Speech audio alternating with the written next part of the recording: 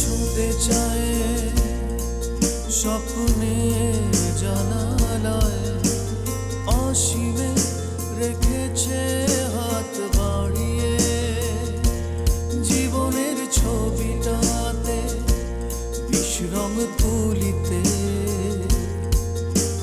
ক্ষত আঁকে নিষ্ঠুর আঁকিয়ে, অজানার তারা জানে মিথ্যার দল চালে, আটকা পড়েছে কেউ ঘাত প্রতিঘাত নিয়ে, সময়ের এই স্রোতে বড় বাড়ি ছোট বউ,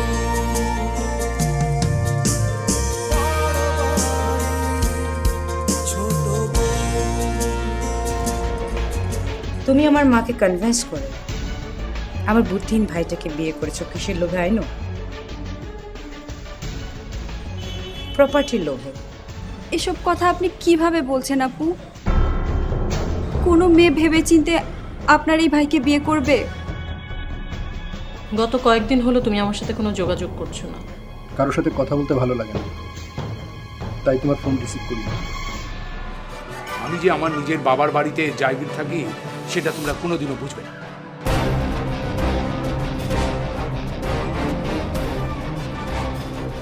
হ্যাঁ, তোর মতো করে আমি কোনোদিনই বুঝতে পারবো না। শোন বাবা, তুই এখন অনেক বড় হয়েছিস। এই ফ্যামিলিতে, আমাদের ব্যবসায় তোর এখন অনেক দায়িত্ব। সেই মতো বুঝে শুনে কাজ করিস। যা বাবা, ওপরে যা, মেয়েটার সাথে কথা বল। গতকাল থেকে মেয়েটা তোর জন্য অপেক্ষা করছে। যা, কি হলো?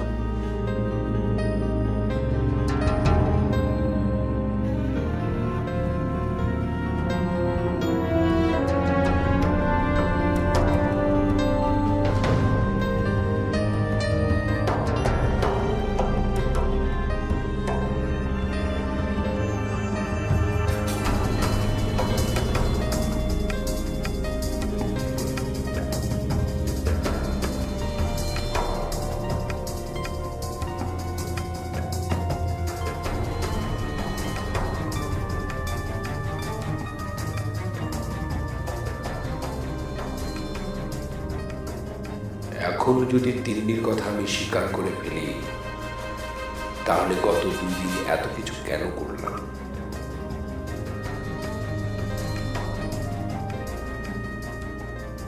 কিন্তু সবাই তো মনে হচ্ছে ধরেই নিয়েছে আমি তিন্নিকে বিয়ে করেছি। কি করব?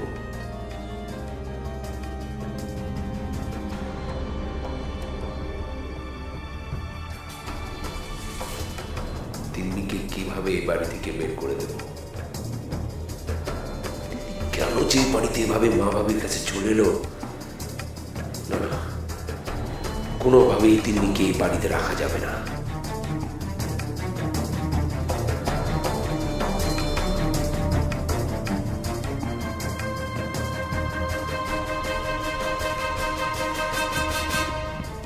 যে করেই হোক তিন্নিকে এই বাড়ি থেকে আগে বের করতে হবে, তারপর চিন্তা ভাবনা করে কিছু একটা করা যাবে।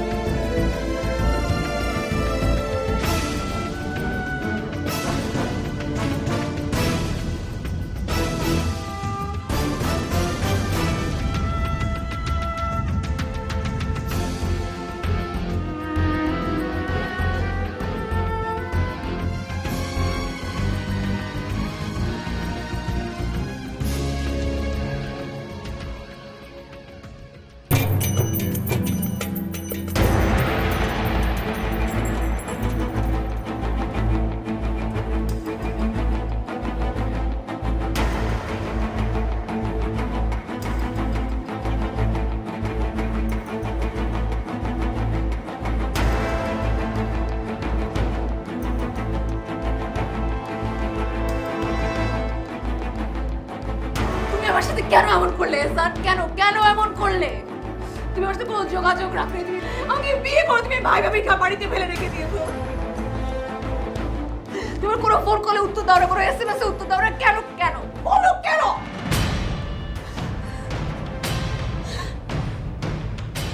তুমি এখানে কেন এসছো?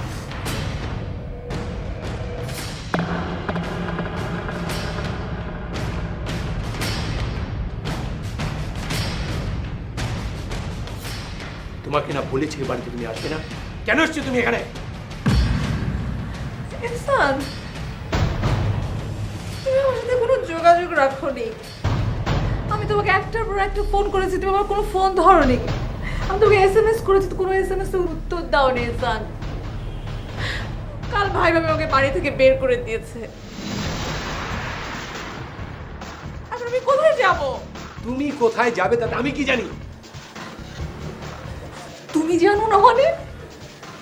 তুমি কি আমাকে অস্বীকার করতে চাইছো? তোমাকে স্বীকার করার তো কিছু নেই।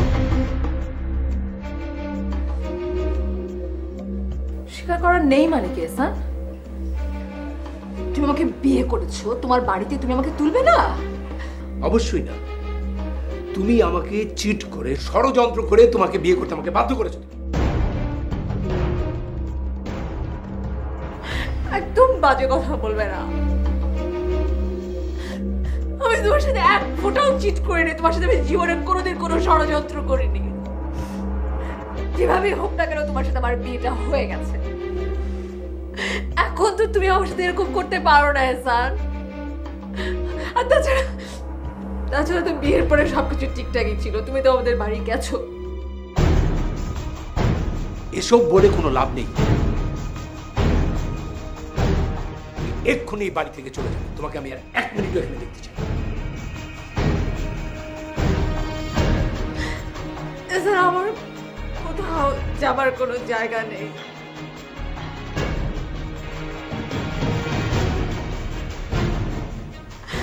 আমি কোথায় যাব?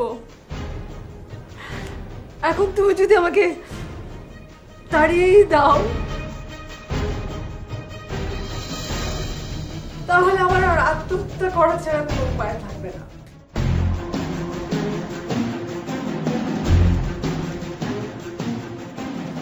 চাচা, মাথা গরম করো না তো।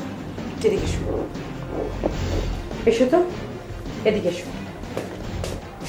শোনো, তুমি যা করবে ঠান্ডা মাথায় করতে হবে, ওকে? মামুনি এবং দাদি কিন্তু অলরেডি মেয়েটার ব্যাপারে সফট হয়েছে।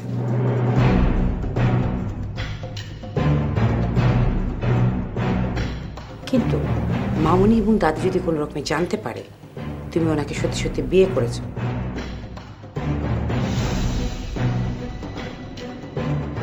তাহলে কিন্তু তাদের কোনো আপত্তি থাকবে না এই মেয়েটাকে বাড়িতে রাখতে।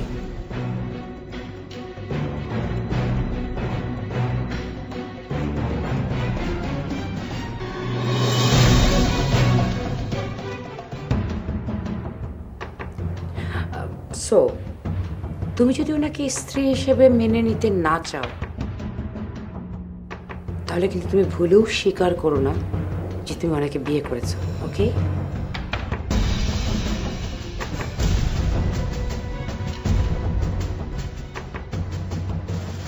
কিন্তু কোনো কিন্তু নয় চাচা। এনিওয়ে, তুমি যদি মনে করো ডিনাই করে তুমি পার পেয়ে যাবে, ফাইন, ডিনাই করো।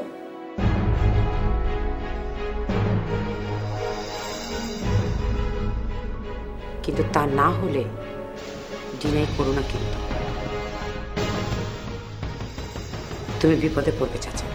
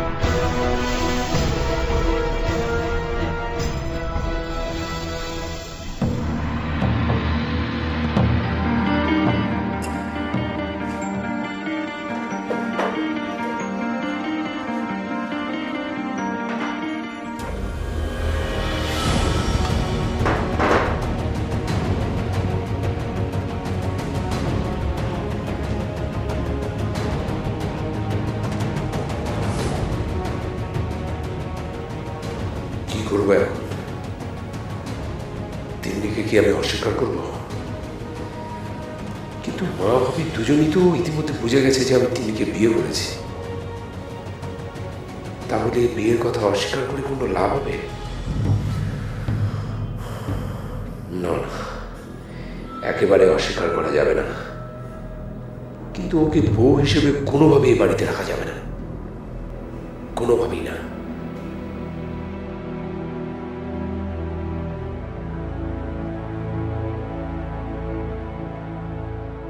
তিন্নিকে এই বাড়িতে রাখলে আমি যা করতে চাই সেটা কোনোদিনও করতে পারবো না।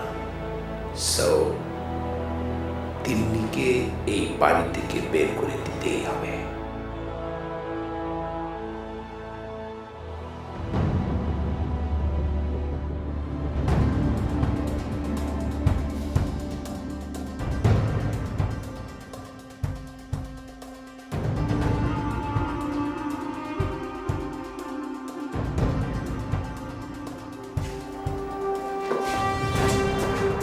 আচ্ছা চাচা, এটা তুমি কি করলে? এখন কি হবে বলো তো? আমি কিচ্ছু করিনি, সব জটিলতা করেছেন বলে। তুমি না এমন এক একটা সময় এমন এক একটা জটিলতা তৈরি করো। কুল, তোমার মাথাটা এখন কুল রাখতে হবে। প্লিজ বসো। তোমাকে এখন যেটা করতে হবে,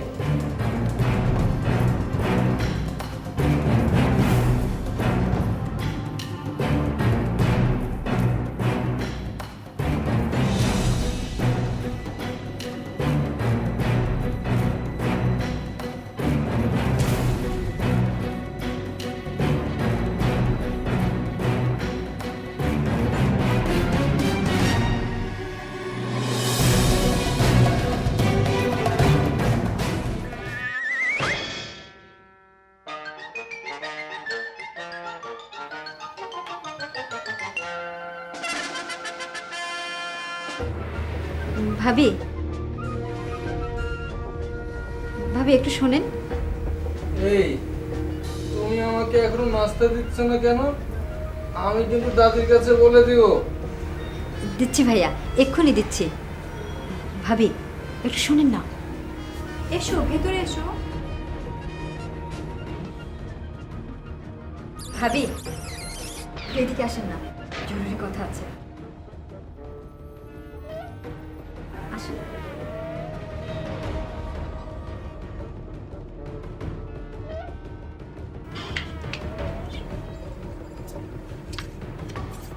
এহসান চাচা তো সত্যি সত্যি মহিলাকে বিয়ে করেছে। তোমাকে কে বললো? এহসান চাচা তো বাড়ি ফিরেছে। ম্যাডাম এহসান চাচাকে ঘাড় ধরে বাড়িতে নিয়ে এসেছে। এখন এহসান চাচা আর ওই মহিলা গেস্ট রুমে কথা বলছে। সে যে কি নাটক ভাবি। নাটক? কিরকম? আমি আর মেহেরিন আপু যখন ঘরে ঢুকি দেখি মহিলা এহসান চাচার কলার ধরে ঝাঁকাচ্ছে আর গালিগালাজ করছে। এহসান চাচা বলল, তুমি এক্ষুনি বাড়ি থেকে যাও। মহিলা কি বলে জানেন? কি বলে? মহিলা বলল, না আমি এই বাড়ি থেকে যাব না, আমি তোমার বিয়ে করাবো, আমি এই বাড়িতেই থাকবো। ছি ছি ছি ছি, এহসান চাচা যে এত খারাপ লোক ভাবি আমি কিন্তু আগে বুঝিনি। একেবারে আমার স্বামীর মতো।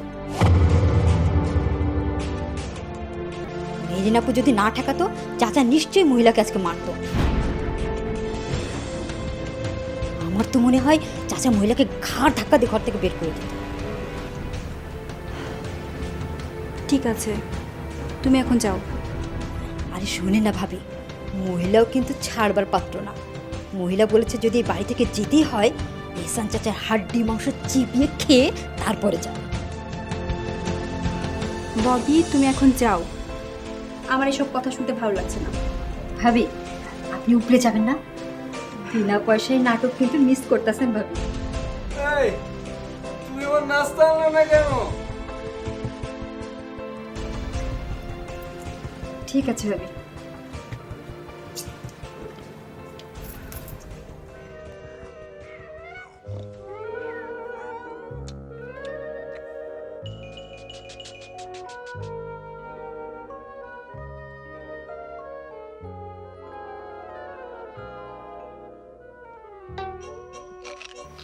আমি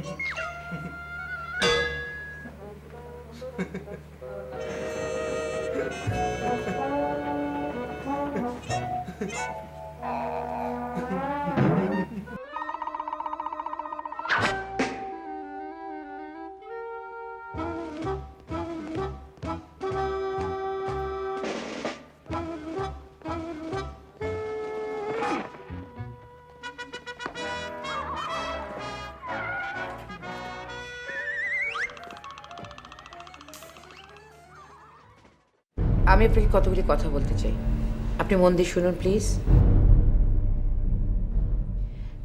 আমি চাই আপনি ভালো থাকুন, এখন পুরোটাই ডিপেন্ড করছে আপনার উপর।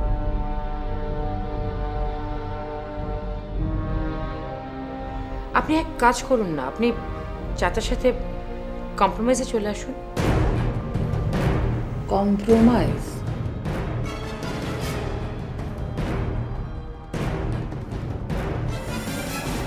আমি কি কম্প্রোমাইজ করব?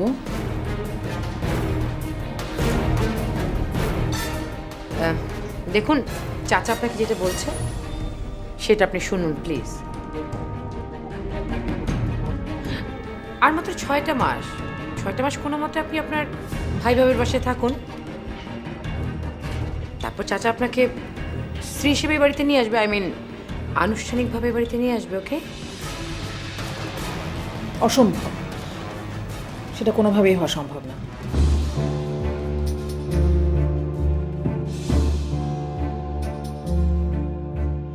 আমি আমার ভাই বাপির বাড়ি থেকে বেরিয়ে এসেছি, আমাকে ওনারা কোনোভাবেই মেনে নেবেন না।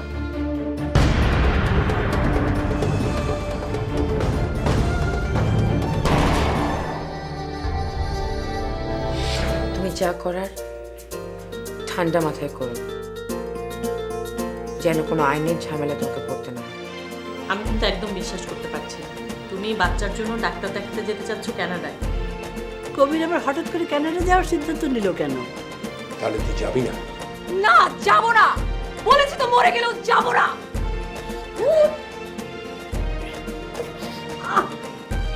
Oh, yes, sir.